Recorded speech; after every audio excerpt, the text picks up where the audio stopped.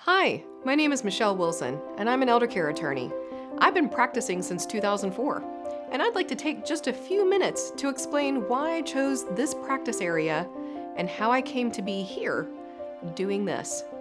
My practice is mostly planning, with some work in the courtroom for disputes about wills, trusts, and guardianships. I started out mostly practicing in the courtroom, though. Changed my focus from courtroom to planning because of one case involving a life insurance policy several years ago. My client, we'll call her Sarah, was a retired policewoman and second wife to a man we'll call Bob, who died.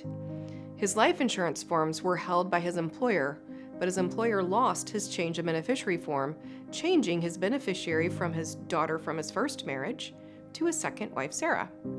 It took 3 years to get to a hearing. I was right on the law, I was right on the facts, and I was right in conducting the hearing.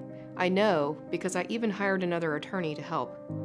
This case wasn't big, but that's what made it even more important. You see, the amount of insurance was just enough to pay off the mortgage on the house and for Bob's new truck that he bought only a few months before he passed away of melanoma. His daughter was estranged from him. She had not spoken to him in 6 years and did not even come to his funeral. Her mother was a wealthy chiropractor. They didn't need the money.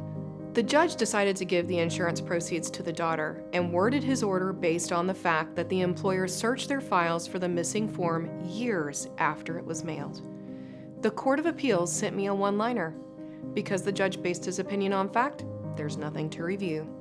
Sarah had to take a second job and return Bob's truck to the dealer. How could this have been avoided?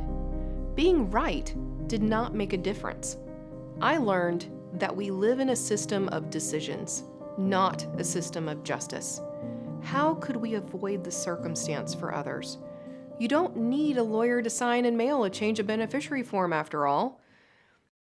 I decided that I would focus on planning, estate planning, and nag my clients to update their beneficiaries on their accounts and follow up with each bank and investment company at least every 2 years to get confirmation that the beneficiaries on their records matched the client's belief. Now I follow up with clients every few years to get those beneficiary confirmations and update their planning documents.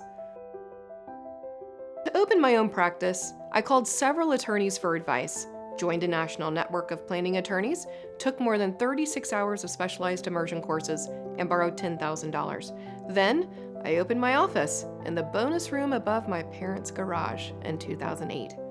I added elder care planning in 2009 because I saw the huge benefit that so many families were missing out on, including my own. My great-grandmother, Zola, lived with my grandparents throughout her struggle with Alzheimer's. 8 years. My grandmother, Wanda, was her primary caregiver, and the strain really took a toll on her own health. If they had only known about benefits that may have been available, maybe Wanda would have lived longer than the age of 63. Now we have the sandwich generation with aging parents on one side and young children on the other at the same time. I see the stress that the children are under and the fear of crisis, the sudden health crisis or the running out of money crisis. I'm in the same boat. My daughter's in elementary school and my parents will be in their 80s before she graduates from high school. Kids in my generation oftentimes do not have the financial ability to help their parents pay for care at home or in assisted living because of our own costs of living. So facing the what-ifs of getting old is scary. It's a topic that becomes a purple elephant in the room. And I can help by looking that purple elephant in the face and breaking it down for the client. We sit together, we ask where mom and dad want to live, about their health, and then we look at the resources they have to make that happen. We use a team approach, and the key players of your team are going to know what the plan is and what to do. And if anyone forgets, well, that's okay, because we write your plan down. We make talking about a difficult subject easier. The family can worry less because they know the options they have and the steps to take. They can worry less and live longer, happier lives, making more memories with the ones they love most.